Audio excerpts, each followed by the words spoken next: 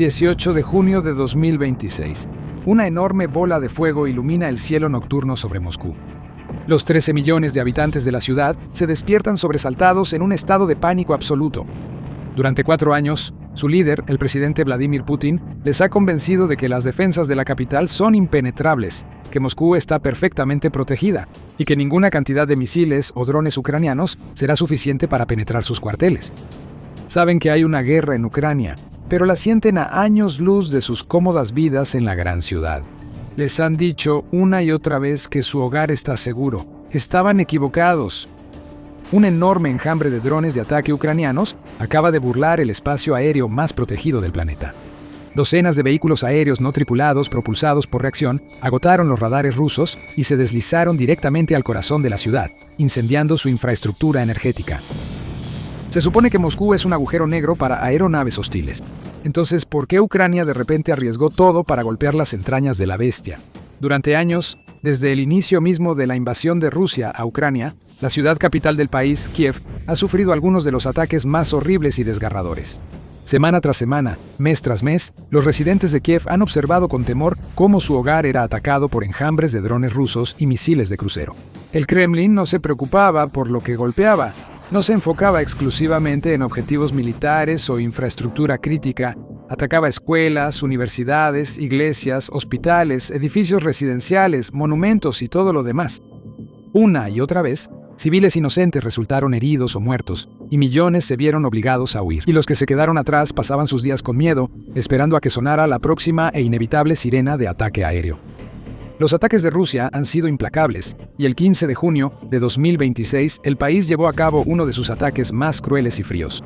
Durante la noche, misiles y drones irrumpieron en la ciudad, una vez más atacando uno de los sitios religiosos y culturales más importantes de Ucrania, el complejo del monasterio Pochessk Lavra. Con casi 1000 años de antigüedad, este hermoso lugar ha sido un faro para los cristianos de toda Europa del Este. Un lugar sagrado famoso por sus cúpulas doradas y su arquitectura inspiradora, un sitio de culto y paz para generaciones de personas. Y en el transcurso de una sola noche, Rusia lo incendió todo. Sus drones kamikaze Geran 2 se estrellaron contra el techo del monasterio, dañando la cúpula principal y provocando enormes incendios dentro de la catedral de Dormishan. El ataque provocó una indignación generalizada. La primera ministra ucraniana Yulia Shevchenko lo calificó como un asalto brutal contra nuestro pueblo y nuestro patrimonio. Otro crimen ruso contra la humanidad, contra la historia, contra el cristianismo. El presidente del país, Volodymyr Zelensky, lo calificó como uno de los crímenes más graves de Rusia contra la cultura cristiana hasta la fecha. La presidenta de la Comisión Europea, Ursula von der Leyen, lo calificó como un acto de violencia sin sentido. Pero las condenas diplomáticas no ganan guerras. Mientras los ciudadanos de Kiev veían arder otro de los lugares más sagrados de su ciudad, el alto mando ucraniano juró vengarse. El presidente Zelensky y sus generales ya no iban a seguir a la defensiva. Ya habían visto este escenario repetirse demasiadas veces en el pasado. No tenían las armas necesarias para atacar con éxito la capital de Rusia con el mismo nivel de fuego y furia. Pero eso era antes y esto es ahora. Rusia había provocado al oso y estaba a punto de sentir las garras. Ucrania no perdió tiempo en planear su represalia por el ataque despiadado de Rusia. Los incendios aún ardían en la Pochessk Lavra, mientras los comandantes militares ucranianos y los equipos de inteligencia se ponían a trabajar en sus ataques más ambiciosos de toda la guerra. En los últimos años, han llevado a cabo numerosos ataques exitosos, no solo a lo largo de las líneas del frente y en los territorios ocupados, sino también cruzando la frontera y dentro de las regiones de Rusia. Desde bases aéreas en Siberia Oriental hasta terminales petroleras en San Petersburgo, Ucrania ha utilizado sus drones y misiles de largo alcance para destruir objetivos prácticamente en cualquier lugar que desee. Había eliminado radares y defensas aéreas rusas y creado rutas despejadas hacia esos objetivos, enviando sus drones cada vez más profundo tras las líneas enemigas, llevando la guerra al pueblo ruso, no bombardeando sus casas y hospitales, sino destruyendo la infraestructura crítica, como refinerías de petróleo y plantas de producción que financiaban la maquinaria de guerra del Kremlin y permitían que el conflicto continuara. El plan de Ucrania era claro para todos: golpear a Rusia donde más le duele, crear grietas en los mismos cimientos de su economía y ver cómo el resto se derrumba como un castillo de naipes. Era una estrategia que estaba funcionando, pero siempre hubo un objetivo que lograba eludir a los especialistas en drones de Ucrania, las fuerzas de sistemas no tripulados, y ese era Moscú. Desde los días de la Guerra Fría, la capital rusa ha sido vista como un verdadero agujero negro para las aeronaves hostiles. Al ser la sede del presidente ruso, del gobierno y de la gran mayoría de las élites y los oligarcas del país. Siempre ha sido el lugar más fuertemente defendido en los 6.6 millones de millas cuadradas que conforman el territorio ruso, y bajo Putin, las defensas de la ciudad solo se han fortalecido. Se han instalado círculos concéntricos de radares, baterías de misiles antiaéreos y poderosos sistemas de guerra electrónica a su alrededor. De modo que, incluso si una amenaza enemiga lograra de alguna manera pasar la primera línea de defensa, todavía tendría que atravesar varios escudos protectores más antes de poder llegar al corazón del centro de la ciudad. Por esta razón, cada vez que Ucrania se atrevía a lanzar algún tipo de ataque contra Moscú, los resultados solían ser poco impresionantes. Eso no quiere decir que Kiev no lo haya intentado. Ucrania ha intentado atacar Moscú durante años, comenzando en 2023. Sin embargo, muchos de esos ataques terminaron de la misma manera. Las defensas de Rusia lograron derribar la gran mayoría, si no es que todas, las amenazas ucranianas, y solo se registraron daños mínimos. Incluso los funcionarios locales rusos celebraron estos incidentes, viéndolos como una prueba clara de que la capital podía estar a la altura de su reputación. Era tan fuerte como siempre lo había sido, y no había nada que Ucrania pudiera hacer al respecto. En la cima de la cadena alimenticia, Vladimir Putin también se creyó la propaganda. Él sabía que incluso si Ucrania lograba atacar otras ciudades, Moscú siempre sería la excepción.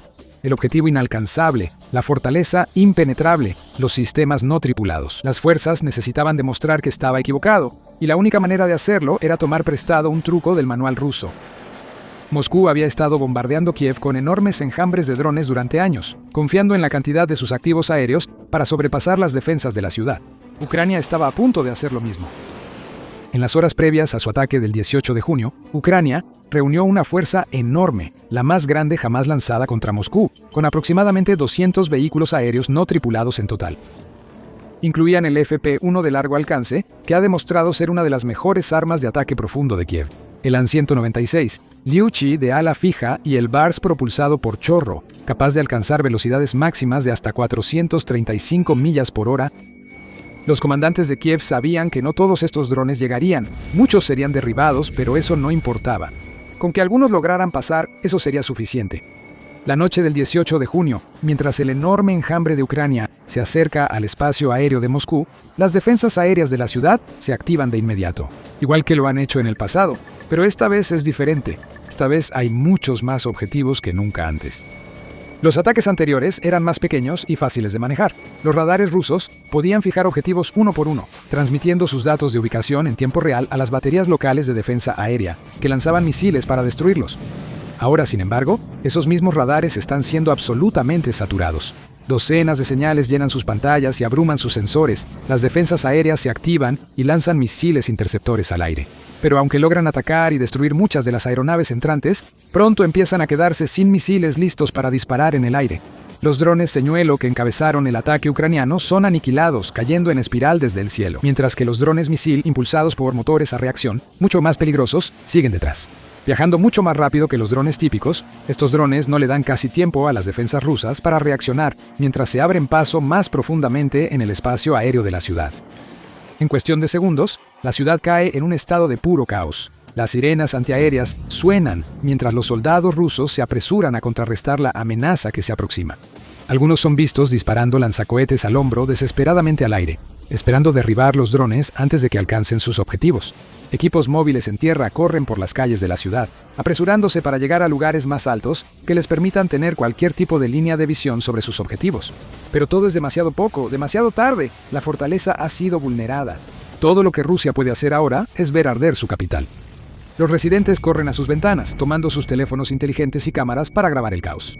Sus grabaciones pronto se difunden en las redes sociales, mostrando drones ucranianos volando libremente por la ciudad. El impacto psicológico fue inmediato. Durante años, los millones que consideraban a Moscú su hogar habían experimentado la guerra en Ucrania, principalmente a través de transmisiones de televisión y declaraciones oficiales del Kremlin. Incluso cuando el conflicto salió de los límites de Ucrania y cruzó hacia las regiones fronterizas de Rusia, Moscú permaneció relativamente alejada de las realidades de la batalla. Ahora, por fin, la guerra había llegado a la capital. Y pronto, el zumbido de los drones será reemplazado por los sonidos de enormes explosiones mientras se dirigen a su objetivo principal.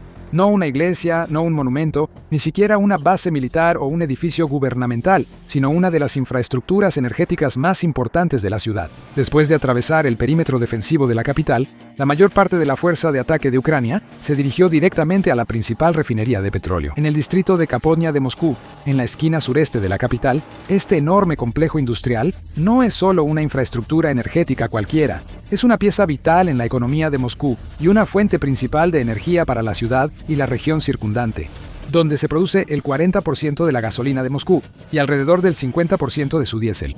Incluso cuando las refinerías de petróleo y la infraestructura energética en otras partes del país han sido destruidas o incendiadas por los ataques de Ucrania, Moscú siempre ha podido contar con sus propias refinerías locales, como esta, para mantener el suministro eléctrico. Pero todo eso estaba a punto de cambiar.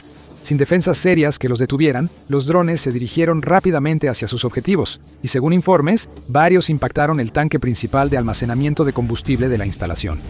Los habitantes locales captaron la asombrosa escena en cámara cuando el techo del tanque fue volado por completo, elevándose a cientos de pies en el aire antes de caer de nuevo al suelo. En cuestión de segundos, un incendio furioso envolvió la refinería mientras las llamas consumían ansiosamente los miles de galones de petróleo que se almacenaban y procesaban ahí. Esta no fue la primera refinería que Ucrania había destruido. Desde 2024, sus fuerzas han llevado a cabo una campaña sostenida con el objetivo de erradicar sistemáticamente toda la infraestructura energética que puedan encontrar por su cuenta. Estos ataques puede que no tengan tanta importancia. Sin embargo, sumados, sus efectos son enormes. Es gracias a estos ataques que la producción de petróleo de Rusia es solo una fracción de lo que solía ser, y por eso la economía del país ha quedado de rodillas. Ucrania logró dañar otra instalación crucial, otro nodo en el imperio energético del Kremlin, y había demostrado que la capital rusa ya no era el refugio seguro que había sido en las décadas anteriores. No solo provocó una explosión espectacular para las pantallas de televisión y los titulares en todo el mundo, había atacado una pieza de infraestructura crítica justo bajo las narices de Putin, socavando cada una de las palabras que él había dicho al respecto, sobre la seguridad de clase mundial de Moscú y sus defensas aéreas imbatibles, y el ataque no terminó ahí. Aunque gran parte de la atención en ese momento y después se mantuvo en Moscú, más tarde se supo que cientos de drones ucranianos más habían sido enviados hacia otros objetivos. El presidente Zelensky informó de impactos en un centro de distribución de combustible en la región de Rostov, en Rusia, por ejemplo, así como ataques a infraestructura en los territorios ocupados. Rusia sintió la furia de Ucrania y fue testigo del creciente poder de la nación vecina, antes amistosa, cuya confianza violó tan violentamente cuando comenzó su invasión a gran escala en febrero de 2022. E incluso cuando los últimos drones ucranianos alcanzaron sus objetivos o desaparecieron del cielo, el impacto de este ataque pudo verse, oírse y sentirse. En el humo sobre la ciudad, las exclamaciones ahogadas de sus residentes y las acciones frenéticas de sus funcionarios. Mientras el cielo sobre Moscú se llenaba de columnas de humo, las autoridades de la ciudad se apresuró a responder al incidente. Se prepararon declaraciones apresuradamente y se enviaron a los medios de comunicación. El alcalde de Moscú, Sergei Sobyanin, intentó aparentar tranquilidad, afirmando que las defensas aéreas de Moscú habían derribado con éxito cerca de 200 drones ucranianos, aunque admitió en voz baja que algunos lograron atravesar y atacar la refinería. Mientras tanto, la vasta y concurrida red de transporte de la capital comenzó a desmoronarse. Temiendo que esto fuera solo la primera ola de un ataque mayor, las autoridades se vieron obligadas a emitir órdenes de emergencia. Los 4 aeropuertos de la ciudad se vieron obligados a cesar operaciones temporalmente. Más de 500 vuelos fueron cancelados o retrasados, y en Sheremetyevo, el aeropuerto más grande y concurrido de toda Rusia, las fuerzas de seguridad ordenaron una evacuación total, enviando a miles de pasajeros en pánico a las calles. En otras partes de la ciudad, el impacto del ataque se sintió de diferentes maneras. Se informó que los escombros que caían de drones interceptados y misiles antiaéreos desviados llovieron sobre los vecindarios, provocando un feroz incendio en un centro comercial local. Las carreteras en las partes sur y este de Moscú también tuvieron que cerrarse temporalmente al tráfico, provocando intensos embotellamientos mientras un humo denso y de olor desagradable comenzaba a desplazarse con la brisa, extendiéndose aún más por la ciudad. Desesperadas por minimizar el impacto de ataques como este, las autoridades rusas también han prohibido a los ciudadanos compartir videos o imágenes en línea de los ataques con drones. Pero no pudieron detener la avalancha de contenido que pronto inundó las redes sociales, ya que los moscovitas recurrieron a Telegram y otras plataformas, compartiendo videos, fotografías y notas de voz, detallando exactamente lo que había sucedido, mostrando los drones sobrevolando y las consecuencias explosivas de su ataque. Se escuchó a algunos habitantes locales sollozando abiertamente en estados de absoluto shock. Algunos expresaron su sorpresa por lo fácilmente que se habían eludido las defensas de su ciudad y su asombro de que su ciudad natal de repente se sintiera como una zona de guerra. Algunos de los que eran más simpatizantes de Ucrania simplemente dijeron que un ataque como este ya se veía venir desde hace tiempo. Las reacciones y opiniones variaron, pero todos en la ciudad el 18 de junio vieron lo mismo. Vieron que las defensas de su ciudad no cumplieron. Vieron drones ucranianos entrar en su espacio aéreo con total impunidad y atacar el corazón mismo del país. Incluso vieron cómo comenzó a caer la llamada lluvia negra en las horas siguientes, mientras el humo y las partículas de combustible del incendio en la refinería entraban en la atmósfera y lentamente descendían con el viento, asentándose en partes de la ciudad, cubriendo edificios y vehículos con una neblina negra y aceitosa. Durante años, los ucranianos en Kiev y otras ciudades habían sufrido ataques como este, y muchos que fueron mucho peores. Habían perdido amigos, familiares y vecinos. Habían visto las calles y estructuras que conocían y en las que crecieron ser destruidas.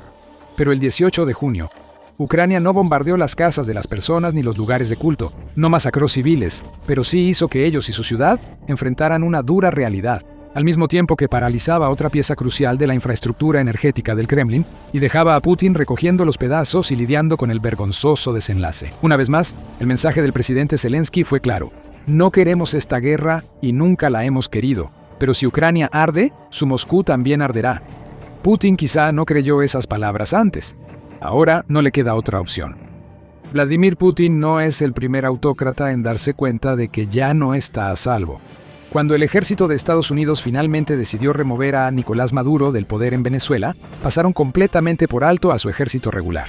Para ver exactamente cómo las fuerzas estadounidenses sacaron a un dictador directamente de su propio palacio, fuertemente custodiado, haz clic en el video que aparece en tu pantalla ahora mismo. Y nos vemos en el próximo campo de batalla.